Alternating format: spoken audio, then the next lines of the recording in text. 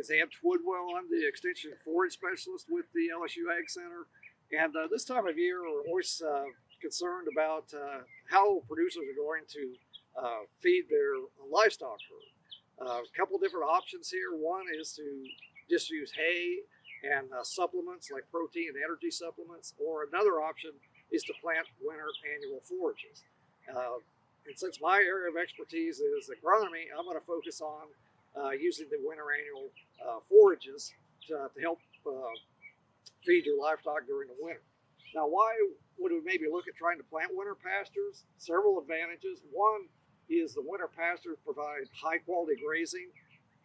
Annual ryegrass is probably the most popular winter annual forage, and it has protein in excess of 20% protein, so very high quality grazing.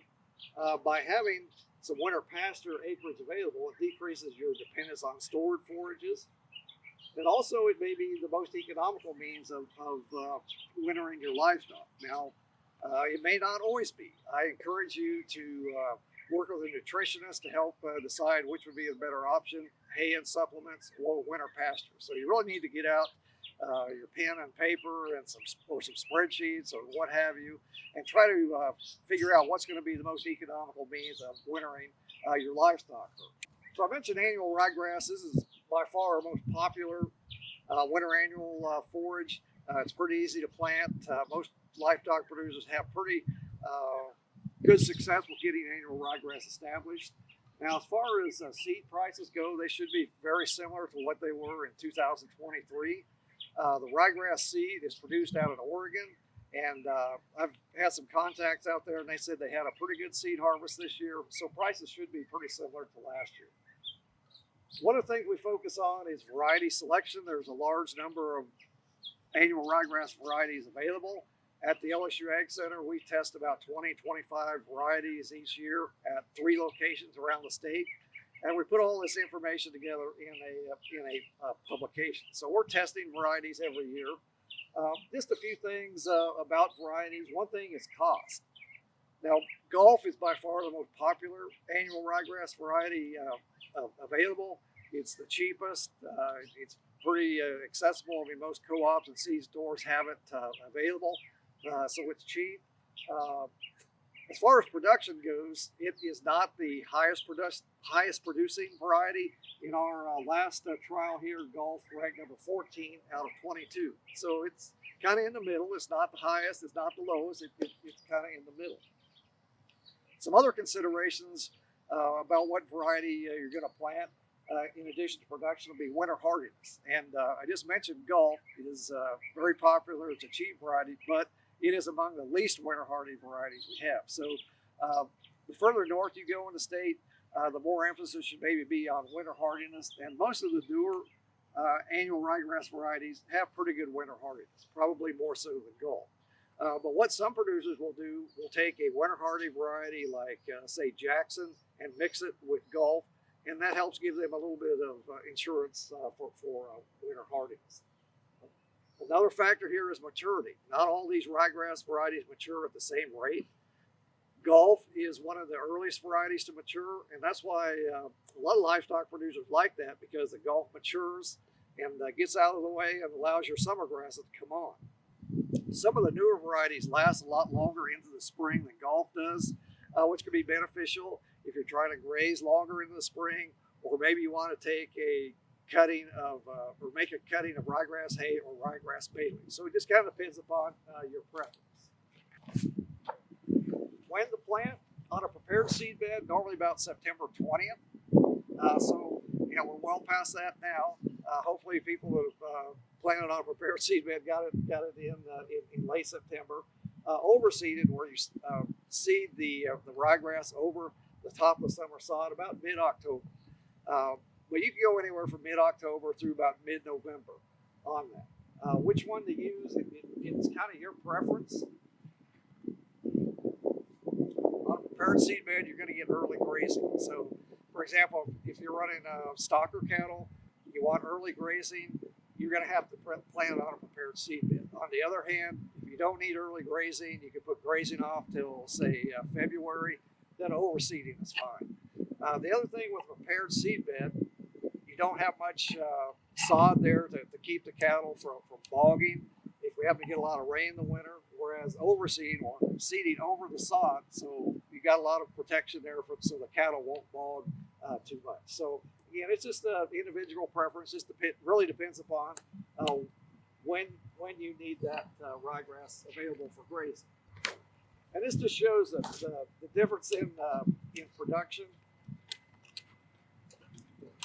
between prepared and overseeded ryegrass. And you can see on a prepared seed bed, you're going to get a lot more total production as compared to overseeding. So you get more production, but also keep in mind there's also more input costs. The tillage to get the seed bed prepared is going to take more fertilizer, so it does produce more, but you may not necessarily need that much production. Again, overseeding will give you production later on in the spring, but not much early production. A few other things to kind of go over here. What is our optimum seeding rate? I know as I travel around the state, I've seen people plant anywhere from 10 pounds up to 100 pounds of seed per acre. So what does the research shows? Most of our research indicates a seed rate of about 30 to 35 pounds per acre should be adequate. So I think people who plant, say, about 50 pounds per acre, it's probably a little bit excessive. Are you going to broadcast or drill the seed? Really doesn't make a whole lot of difference. We've done research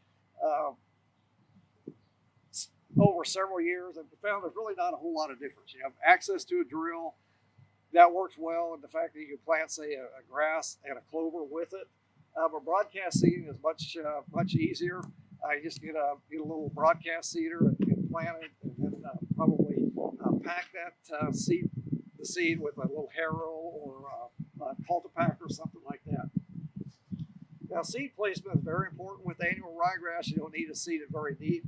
About a quarter to a half-inch deep is really all the deeper it needs to go. But again, once you get the seed broadcast covered in some manner, I don't like this throwing seed out on top of the ground because you really don't get good soil to seed contact that way. So be sure to cover the seed with a harrow or a packer or something. Now, another option to look at are small grains. We have 3 different small grains we can maybe look at here. Oats. Oat provides early grazing, so you're not going to have to plant them on a prepared seed bed. The big disadvantage of oats is that they're not very winter hardy. So the further north you go in the state, probably the less popular oats are. I know a lot of dairy producers like to plant oats for that early grazing in September, October, November. But then a lot of times when we get some cold weather coming through, that's pretty well the end of it. So I'd say oats is probably more popular in South Louisiana than they are in North Louisiana. Wheat, we don't do any variety testing on wheat. Most people that plant wheat for forage is pretty much going to plant a pasture wheat. But again, the further north you go, wheat becomes a little more popular. And also another type of small grain that's favorable in the northern part of the state is cereal rye. It provides early grazing and also has very good winter hardening. So producers in the northern part of the state may want to look at maybe mixing some cereal rye with their annual ryegrass. The big difference between these small grains and ryegrass is these seeds need to be planted deeper, at least an inch or inch and a half deep. And what I find is these small grain species are a little bit more difficult to get good stands on than annual ryegrass. With annual ryegrass, you just broadcast the seed, lightly cover the seed, and you're in good shape. But with these small grains, they really need to be placed about an inch or inch and a half deep. One final comment here is, as I mentioned earlier, we test ryegrass varieties around the state, and all that yield information is included in this publication here, Cool Season, Pasture, and Forage varieties. And we update this publication every year. So we've got 3-year average yields in this publication. And it's available at the LSU AgCenter.com website. You can go on there, download it, and you can see the yield performance. It also has information in there on seeding dates and seeding rates. for not only ryegrass but also the small grains.